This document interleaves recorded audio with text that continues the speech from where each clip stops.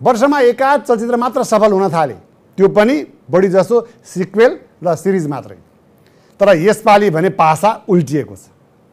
नेपाली चलचित्रको दिन फिरेको हो वा नेपाली चलचित्र राम्रो बन्न थालेका हुन्, त्यो समीक्षाको पाटो होला। साथीहरू, चलचित्र विकास बोर्डले विगत 60 वर्ष यता सर्वाधिक धेरै कमाई गर्ने चलचित्रहरूलाई सम्मान गरेको छ। चलचित्र विकास बोर्डले सार्वजनिक गरेका 25 वटा फिल्महरू कुन कुन हुन् त, र ती चलचित्रहरूले के कति कमाई गर्न सफल भए त, यसै विषयमा आजको यस भिडियोमा चर्चा गर्नेछौँ। साथीहरू, नम्बर 25 मा पर्न सफल भएको छ चलचित्र पशुपति प्रसाद 2 भस्मेडोन। यो फिल्म चाहिँ सन् 2023 मा प्रदर्शनमा आएको थियो, जुन फिल्ममा हामीले विपिन कार्की, स्वस्तिमा खड्का, सौगात मल्ल लगायतका अन्य थुप्रै कलाकारहरूलाई देख्न सक्नेछौँ। विकास बोर्डका अनुसार यो चलचित्रले हलहरूमा 2,32,000 टिकट बेचेर 7 करोड 32 लाख रुपैयाँ बराबर बक्स अफिसमा ग्रस कलेक्सन गर्न सफल भएको छ। यसै गरी साथीहरू, नम्बर 24 मा पर्न सफल भएको छ कबड्डी 5। यो फिल्म चाहिँ 2024 मा प्रदर्शनमा आएको थियो। यस फिल्ममा दयाहाङ राई, बुद्धि तामाङ, निश्चल बस्नेत, विजय बराल, रेशमा गुरुङ लगायतका थुप्रै कलाकारहरूको अभिनय रहेको थियो। यो फिल्मलाई दर्शक श्रोताहरूले अत्याधिक धेरै मन पराउनु भएको थियो। फिल्मले बक्स अफिसमा राम्रै कलेक्सन गर्न पनि सफल भएको थियो। यस फिल्मले 7 करोड 34 लाख रुपैयाँ बराबर बक्स अफिसमा ग्रस कलेक्सन गर्न सफल भएको छ। यसै गरी साथीहरू, नम्बर 23 मा पर्न सफल भएको छ महापुरुष। यो फिल्म चाहिँ 2022 मा प्रदर्शनमा आएको थियो।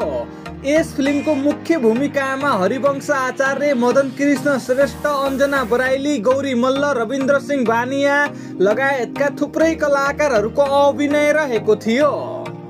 चलचित्र विकास बोर्डका अनुसार यो चलचित्रले 2,43,000 वटा टिकट बेच्न सफल भएको थियो भने बक्स अफिसमा 7 करोड 57 लाख रुपैयाँ बराबर ग्रस कलेक्सन गरेको थियो। यसै गरी साथीहरू, नम्बर 22 मा पर्न सफल भएको छ चलचित्र पुजार सार्की। यो फिल्म चाहिँ 2024 मा रिलिज भएको थियो। यस फिल्मको मुख्य भूमिकामा भने प्रदीप खड्का, पल शाह, आर्यन सिग्देल, अञ्जना बराइली लगायतका थुप्रै कलाकारहरूको अभिनय रहेको थियो। चलचित्र विकास बोर्डका अनुसार यो फिल्म पुजार सार्कीले 2,69,000 वटा टिकट बेचेर बक्स अफिसमा 7 करोड 38 लाख रुपैयाँ बराबर ग्रस कलेक्सन गर्न सफल भएको थियो।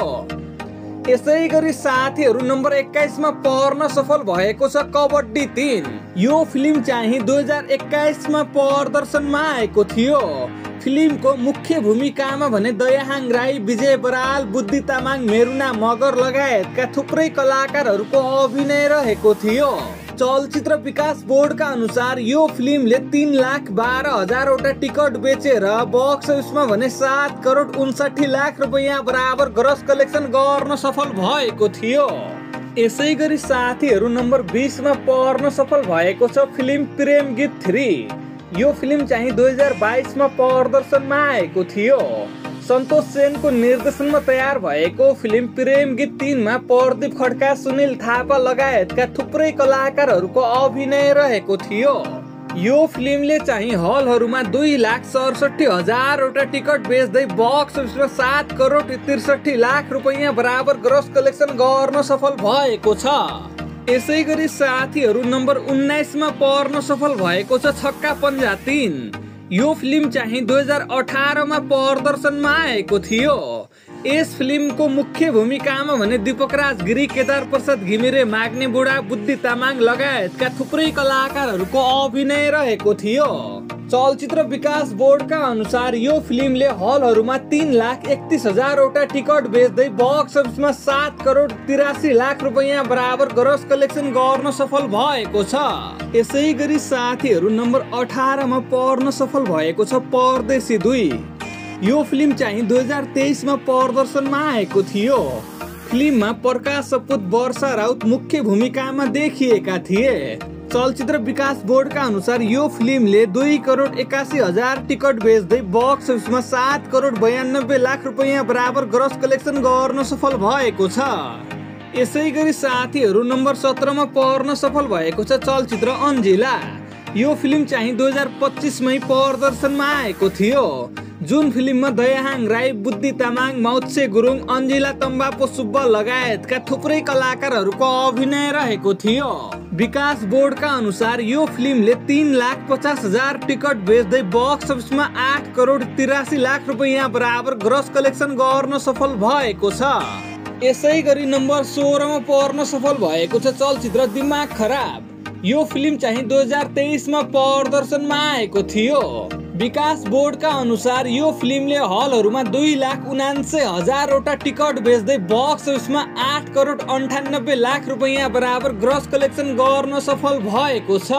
यसै गरी नम्बर 15 मा पर्न सफल भएको छ चलचित्र छ माया छ पक्कै। यो फिल्म चाहिँ 2019 मा प्रदर्शनमा आएको थियो। विकास बोर्डका अनुसार यो फिल्मले हलहरूमा 4,24,000 वटा टिकट बेच्दै बक्स अफिसमा 9 करोड 92 लाख रुपैयाँ बराबर ग्रस कलेक्सन गर्न सफल भएको छ। यसै गरी नम्बर 14 मा पर्न सफल भएको छ चलचित्र बोक्सीको घर। यो फिल्म चाहिँ 2024 मा प्रदर्शनमा आएको थियो। विकास बोर्डका अनुसार यो फिल्मले हलहरूमा 3,54,000 टिकट बेच्दै बक्स अफिसमा 10 करोड 10 लाख रुपैयाँ बराबर ग्रस कलेक्सन गरेको छ। यसै गरी नम्बर 12 मा पर्न सफल भएको छ चलचित्र उनको स्वेटर। यो फिल्म चाहिँ 2025 मै प्रदर्शनमा आएको थियो। चलचित्र विकास बोर्डका अनुसार यो फिल्मले हलहरूमा 3,62,000 टिकट अहिलेसम्म बेच्न सफल भएको छ। अझै पनि यो चलचित्र केही हलहरूमा प्रदर्शनरत नै रहेको छ। यो फिल्मले अहिलेसम्म बक्स अफिसमा 10 करोड 65 लाख रुपैयाँ बराबर ग्रस कलेक्सन गरिसकेको छ। यसै गरी नम्बर 11 मा पर्न सफल भएको छ शत्रु गते। यो फिल्म चाहिँ 2018 मा प्रदर्शनमा आएको थियो। यो फिल्म शत्रु गतेले बक्स अफिसमा 12 करोड 65 लाख रुपैयाँ बराबर ग्रस कलेक्सन गर्न सफल भएको छ। यसै गरी साथीहरू नम्बर 10 मा पर्न सफल भएको छ छक्का पञ्जा 2। यो फिल्म चाहिँ 2019 मा प्रदर्शनमा आएको थियो। चलचित्र विकास बोर्डका अनुसार यो फिल्मले बक्स अफिसमा 14 करोड 51 लाख रुपैयाँ बराबर ग्रस कलेक्सन गर्न सफल भएको छ। यसै गरी नम्बर 9 मा पर्न सफल भएको छ स्वर्गीय सुपरस्टार नायक श्री कृष्ण श्रेष्ठ सरको फिल्म कोहिनूर। यो फिल्म चाहिँ 2014 मा प्रदर्शनमा आएको थियो। यो फिल्मले चाहिँ बक्स अफिसमा 14 करोड 75 लाख रुपैयाँ बराबर ग्रस कलेक्सन गर्न सफल भएको छ। यसै गरी नम्बर 8 मा पर्न सफल भएको छ छक्का पञ्जा 5। यो फिल्म चाहिँ 2024 मा प्रदर्शनमा आएको थियो। विकास बोर्डका अनुसार यो फिल्मले हलहरूमा 5,28,000 टिकट बेच्दै बक्स अफिसमा 15 करोड 20 लाख रुपैयाँ बराबर ग्रस कलेक्सन गर्न सफल भएको छ। यसै गरी साथीहरू नम्बर 7 मा पर्न सफल भएको छ चलचित्र महाजात्रा। यो फिल्म चाहिँ 2024 मा प्रदर्शनमा आएको थियो। विकास बोर्डका अनुसार यो फिल्मले हलहरूमा 5,32,000 टिकट बेच्दै बक्स अफिसमा 15 करोड 67 लाख रुपैयाँ बराबर ग्रस कलेक्सन गर्न सफल भएको छ। यसै गरी साथीहरू नम्बर 6 मा पर्न सफल भएको छ चलचित्र छक्का पञ्जा। यो फिल्म चाहिँ 2016 मा प्रदर्शनमा आएको थियो। यो फिल्मले बक्स अफिसमा 16 करोड 10 लाख रुपैयाँ बराबर ग्रस कलेक्सन गर्न सफल भएको छ। यसै गरी नम्बर 5 मा पर्न सफल भएको छ चलचित्र जारी। यो फिल्म चाहिँ 2023 मा प्रदर्शनमा आएको थियो। विकास बोर्डका अनुसार यो फिल्मले हलहरूमा 6,25,000 टिकट बेच्दै बक्स अफिसमा भने 17 करोड 48 लाख रुपैयाँ बराबर ग्रस कलेक्सन गरेको छ। यसै गरी नम्बर 4 मा पर्न सफल भएको छ छक्का पञ्जा 4। यो फिल्म चाहिँ 2023 मा प्रदर्शनमा आएको थियो।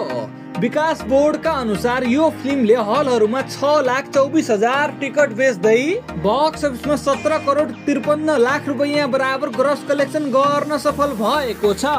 यसै गरी साथीहरू नम्बर 3 मा पर्न सफल भएको छ चलचित्र 12 गाउँ। यो फिल्म चाहिँ 2024 मा प्रदर्शनमा आएको थियो। जुन फिल्मबाट नायक समीर भट्टले डेब्यू पनि गरेका थिए। विकास बोर्डका अनुसार यो फिल्मले हलहरूमा 7,07,000 टिकट बेच्दै बक्स अफिसमा 19 करोड 92 लाख रुपैयाँ बराबर ग्रस कलेक्सन गरेको छ। यसै गरी नम्बर 2 मा पर्न सफल भएको छ कबड्डी 4। यो फिल्म चाहिँ 2022 मा प्रदर्शनमा आएको थियो। चलचित्र विकास बोर्डका अनुसार यो फिल्मले बक्स अफिसमा 21 करोड 40 लाख रुपैयाँ बराबर ग्रस कलेक्सन गर्न सफल भएको छ। यसै गरी साथीहरू फाइनली नम्बर 1 मा पर्न सफल भएको छ चलचित्र पूर्ण बहादुरको सारङ्गी। यो फिल्म चाहिँ 2024 मै प्रदर्शनमा आएको थियो। यो फिल्मले चलचित्र विकास बोर्डका अनुसार हलहरूमा 17,07,600 टिकट बेच्दै बक्स अफिसमा 46 करोड 87 लाख 49,497 रुपैयाँ बराबर ग्रस कलेक्सन गर्न सफल भएको छ। यो फिल्म पूर्ण बहादुरको सारङ्गी चाहिँ नेपाली सिनेमा इन्डस्ट्रीमा इतिहासमै सबैभन्दा धेरै पैसा कमाउने फिल्म पनि बन्न सफल भएको छ। साथीहरू, यी थिए चलचित्र विकास बोर्डले सार्वजनिक गरेका 25 वटा सबैभन्दा धेरै पैसा कमाउने फिल्महरू। हजुरहरूलाई यी फिल्महरू मध्ये सबैभन्दा राम्रो फिल्म कुन लाग्यो त? तल कमेन्ट बक्समा कमेन्ट गरिदिनु होला। साथै हाम्रो यस नयाँ नेपाली जानकारी युट्युब च्यानलमा नयाँ हुनुहुन्छ भने हाम्रो च्यानललाई सब्स्क्राइब गरेर सँगै रहेको नोटिफिकेसन बेल आइकनलाई पनि अलमा गरिदिनु होला। जय नेपाल, जय नेपाली सिनेमा।